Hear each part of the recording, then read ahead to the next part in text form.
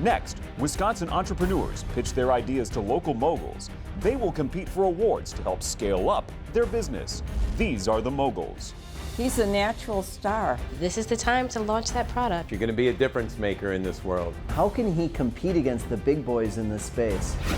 Jerry Jendusa, the former CEO of MTech, is now the co-founder of Stuck, providing breakthrough strategies for businesses. Jerry is the author of Get Unstuck. He is passionate about creating hope and opportunities.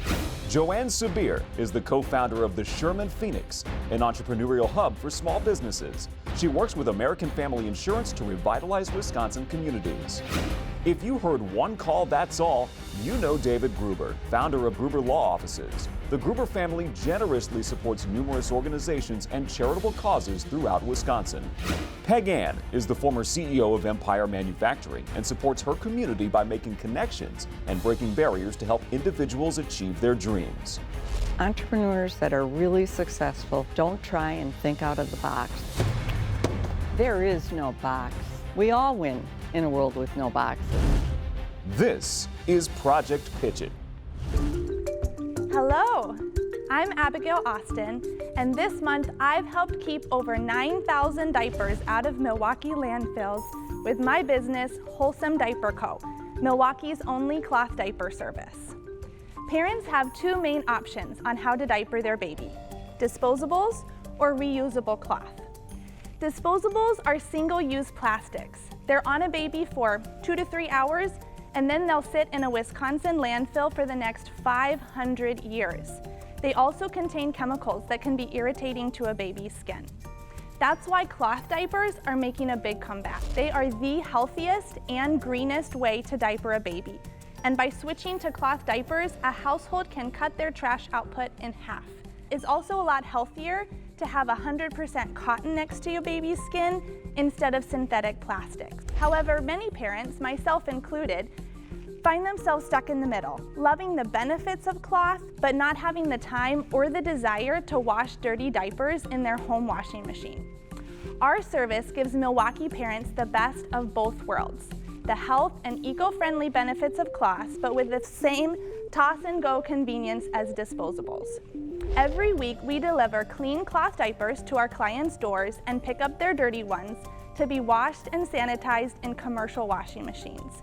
For a comparable price to disposables, Wholesome Diaper Co. provides a diaper that is safe for a baby's skin, convenient for parents, and saves the environment. Well, this issue with a 1-year-old is near and dear to my heart. Can you tell me, I'm getting into the kind of intricate details, how often do you need to change? Because we were the family that started with cloth diapers, but you're right, the ability to wash the diapers, and some of them called for hand washing, was just a lot. So interested in price point and then the details around kind of the diapering process and how long the diapers can stay on. Yeah, great question. So they don't need to be changed any more frequently than a disposable diaper. Price point is $24 a week for however many diapers a baby needs. I have a question. I haven't changed a diaper in over 30 years. I changed a lot, and hopefully by the time this show airs, I'll be a real granddad, and I'll have to change diapers real soon. But that being said, if you're using a cloth diaper and you take it off the baby, where do you put it until you pick it up? Yes, and congratulations too. Thank you. So we provide them with a laundry bag that is actually really good. It's waterproof and is really good at keeping the smell in. They can put it in their diaper pail, and so it's the same process as if you were using a disposable. You just take it off, put it in your diaper pail, and then on pickup day, you just take out the laundry bag out of your diaper pail and set it on your front porch. Thank you so much, Abigail. Thank you. Thank you all very much. Appreciate it. $24 a week plus additional support. It almost seems like too good of a bargain, and those margins might be a little bit too low right now. I agree with you 100%. And it gives that perception that it's not worth very much. So I think she should raise her prices. It's really good. Hey, Joanne, what are your thoughts?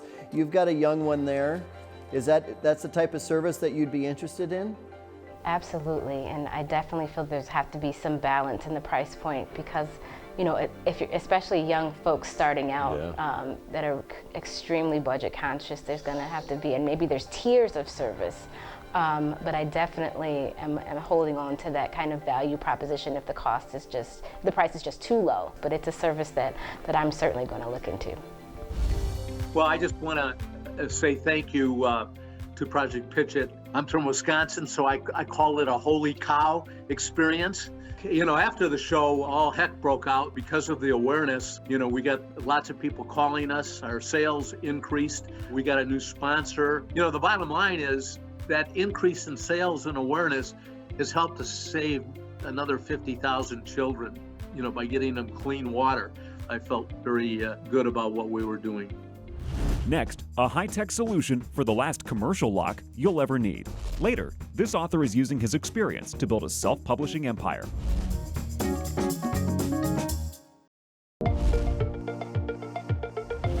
Hello, my name is Jack Ryan, founder and CEO of LastLock, the commercial smart lock solution that'll be the last lock that you'll ever need. Now, I'm sure that many of you might have been locked out before because you lost your house keys, but have you ever been locked out because you lost your work keys? It's a lot worse, right? Managing access to business is a lot more expensive and complex due to the number of credentials necessary and the number of locks. For the University of Wisconsin-Madison, who has to manage 50,000 people's access to over 388 buildings, the task is even more arduous. For example, if a master key is lost on campus, the university has to pay thousands of dollars in order to replace all the physical locks and also issue out new keys. RFID system solves this problem by being backwards compatible and self-powering, meaning with our proprietary key scanning technology, the LastLock can scan physical keys in order to solve the lost key problem. Additionally, it's in the form factor where it's backwards compatible with previously existing systems. Now for the power side, what we did is we incorporated kind of the mechanical generation you find in your hand crank flashlights in order for our lock never to run out of battery. Now, LastLock was founded last year as part of Generator's first studio accelerator. We've, over the last year, we've grown to a team of 5 engineers with also a number of business people. Filed patents, won the category for the Wisconsin Business Plan competition. We're currently in a certification process to commercially certify our locks. And also building our software platform so they'll be able to sell the LastLock businesses will ever need. Hey Jack, you talked about radio frequency identification, RFID, as a competitor. What other types of competitive products would be out there to solve this need for commercial buildings? Yes, sir. So we have basically 2 kind of main competitors. One is the physical lock, in which you kind of have the lost key problem. 2, you kind of have commercial grade smart locks that have the battery problem. And then as I mentioned, kind of your RFID system, where it has to be tied into the building power, and so installation is really expensive. The largest competitors in that space is Assa Abloy, who owns HUD, which is kind of the largest RFID supplier, and then they also supply kind of the mechanical locks as well. The mechanical lock market is really interesting because it's kind of 4 main players, and so it's kind of a highly competitive market in that the kind of larger players like to acquire kind of new technology. I own a couple of commercial developments. I'm struggling a little bit with the benefits. So would you look for new developments? Are you asking folks to rekey? One of the huge benefits is the retrofit, but basically by solving the lost key problem. So if you had an employee say that you terminated and they exited without returning their key, well now you have a situation where that key is kind of still out in the wild and can access all of your locks. So it's a security vulnerability. Where do you most need help? So currently the 2 things that we're engaging with is 1, certification. And so in order to sell a commercial lock, it has to be commercially certified. And so we're currently raising a round to fund that process. Additionally, we have the hardware completed and now we're building the software element. And the software is where the real value of the LastLock system comes in. We have a very versatile hardware system, and building a platform on it that anybody can share access instantly is very, very valuable. We're currently manufacturing all in Wisconsin, which is great, but having a little bit of feedback and kind of advisorship in that area would be terrific. On the software side, we have most of our round currently committed, but we cut out a little bit of space so that we can bring in a strategic investor who either represents manufacturing or software. Thanks, Jack. Excellent. Thank you so much for your time. Good luck. David, from your perspective, you talked a little bit about security. Is there a play on locking mechanisms when there's a potential for legal complications or ramifications with security concerns? Oh yes, negligent security is a big responsibility for all employers and those who are responsible. Oh yes, it's a very, very timely topic and one that can always be improved on. Coming up, this author is using his experience to help others publish their books.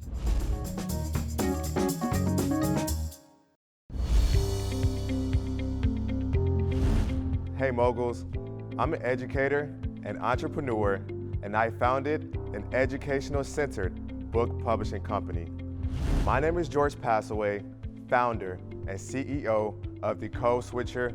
I identified a gap within the market of self-publishing companies, and that is an educational and nurturing model that views its customers as its students. We offer top quality e-courses on how to write and publish a book. We offer self-publishing consulting and so much more.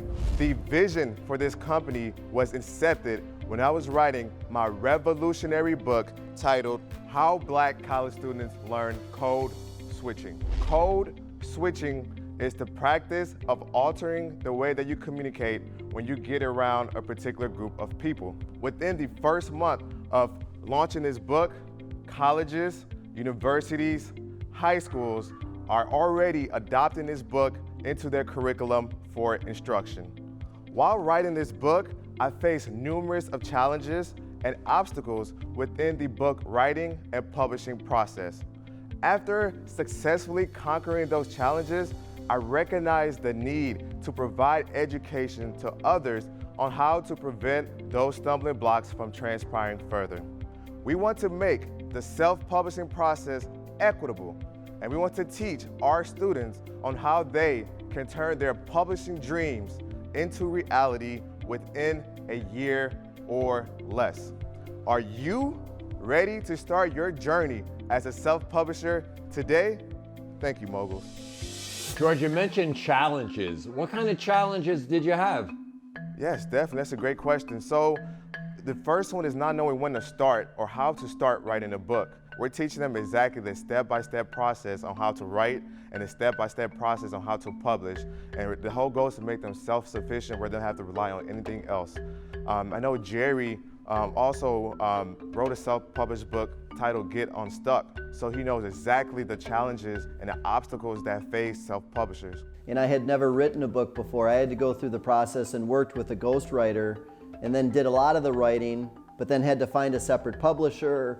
And it is a very confusing process. So how do you go about finding that ideal customer, that target market, somebody who wants to write a book? Are you doing that through social media or what? How are you finding those customers? Yeah, so we're doing this through social media. We're doing this through ads and the word of mouth. So as we're helping our customers and our students publish their books, we're providing these exceptional services and they're spreading the word and getting it out there as well.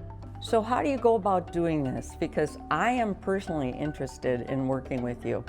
I am writing a book on attention deficit disorder and dyslexia right now. That is awesome. Well, congratulations on that book idea. We look forward to turning your publishing dreams into reality. I love the content. I love the references in the book.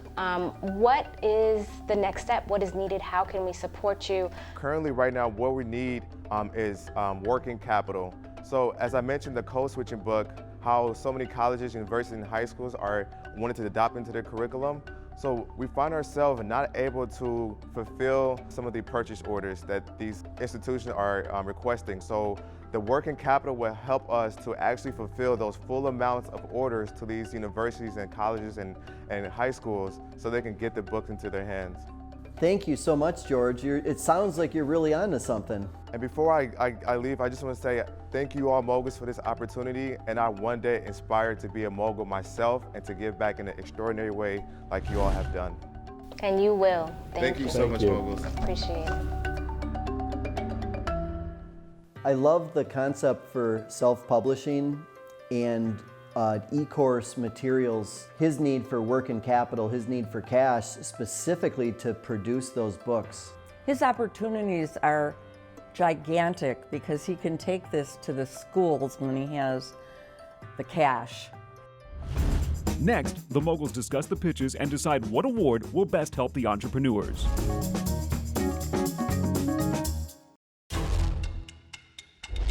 Now the moguls decide which award will best help the entrepreneurs. The Project Pitch It $10,000 cash award will help an entrepreneur soar to the next level. The Jendusa Award is presented by the Lubar Entrepreneurship Center at UW-Milwaukee. It includes access to the center's powerful resources for entrepreneurs, including mentorship, programs, workshops, networking opportunities, and state-of-the-art collaboration space, plus $5,000. New this year, the American Family Insurance Award will include pairing an entrepreneur with an American family leader to support their advancement in all aspects of business, including marketing, IT, HR, and finance. Let's start with LastLock and Jack. What direction or where does he truly go, and how can he compete against the big boys in this space? I just think that it was a lot. As a real estate developer, you always want to kind of look to decrease costs within your pro forma, and I'm wondering about just kind of onboarding first, right? You're trying to move a project along, and then you have to get to the level of understanding of the benefit of the project. He needs the certification to be done, he needs additional software to be developed, and he needs to establish a manufacturing plant. And that all runs to the tune of, he said, maybe about $3 million. Peggy, from a manufacturing and operations standpoint, and you're going and starting something, what do you literally do as the next steps? Well, I think he should figure out what he can do first. With one thing, is it going to be a medical complex? Is it going to be apartments? What is it going to be? And do that well. So I think there is a need there. Let's move on to the Wholesome Diaper. Abigail, she said, I grew this business just in this short period of time. Through COVID, I'm up to 40 customers.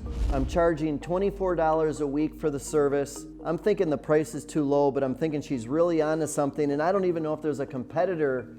And I actually look at that not necessarily as a product as much as a service. And it seems like it's a service-orientated business. David, you may be getting back into the game a little bit and becoming a grandfather soon. What are some of your thoughts? I think it's fascinating that the return to yesterday is a niche, but in our eco-friendly environment right now, I think there's probably a very large market, in some ways probably an easy sell. Joanne, from your perspective, you're a mother, you've got a young child. Tell us what your thoughts are regarding that business and business concept. Yeah, I think it's definitely a needed service, but then my mind goes to, when we buy our disposable diapers, and they are inexpensive, they're made with charcoal, so we're thinking about the environment.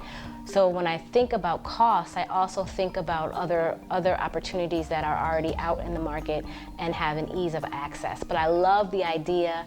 I personally want to know more, and will more than likely subscribe to support for sure. In a company that's called the CoSwitcher. What an interesting concept. What does he actually do with this? I really like George. I think he has a tremendous opportunity. I think he could help people fulfill their dreams. I think he could do an enormous service. I think it's extraordinarily educational. I think he does need some help monetarily as much as anything else. I think it's wonderful. I really do. We've got three interesting entrepreneurs and some tough decisions with some great awards. Next, the moguls present cash and awards to the entrepreneurs.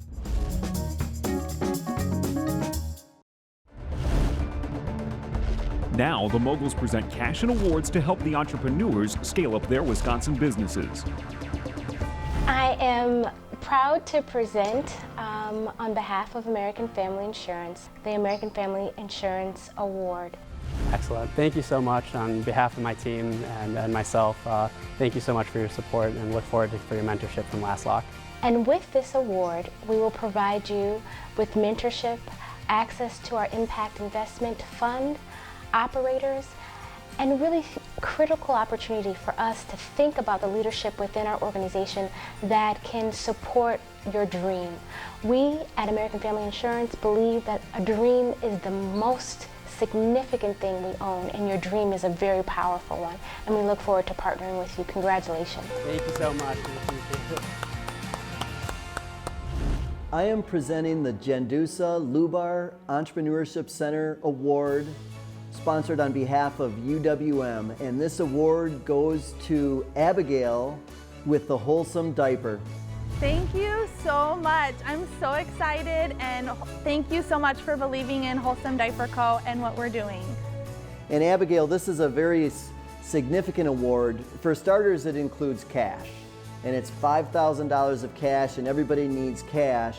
But most importantly, in addition to the cash, at the Lubar Entrepreneurship Center, there's programming, there's mentorship, there's discussions on access to capital, there's a collaboration space, a think tank to be connected with other entrepreneurs, and you've got some really neat things that you're working on and a couple different directions in which you go, and you're offering this service that goes along with your product. So congratulations, Abigail. Thank you. Come on, way to go. I am awarding you the Project Pitch It Award, which is $10,000 in cash. Wow. Thank you so much, Moguls. Thank you so much for investing and seeing the value in the CoSwitcher. Yeah. Congratulations. Way to go, George. Love it. Way to go. Folks, we want to thank you. This is the time we used to go up and hug and kiss and high five and mingle. We can't do that right now. But I'll tell you, the performances, your spirit, the entrepreneurs that you are, we know you're going to be great successes. And we're going to do everything, this group, to help you fulfill your dreams. So don't let anything stop you. Stay determined. No obstacles. Run through doors. And the best of luck to you. We'll do anything we can for you.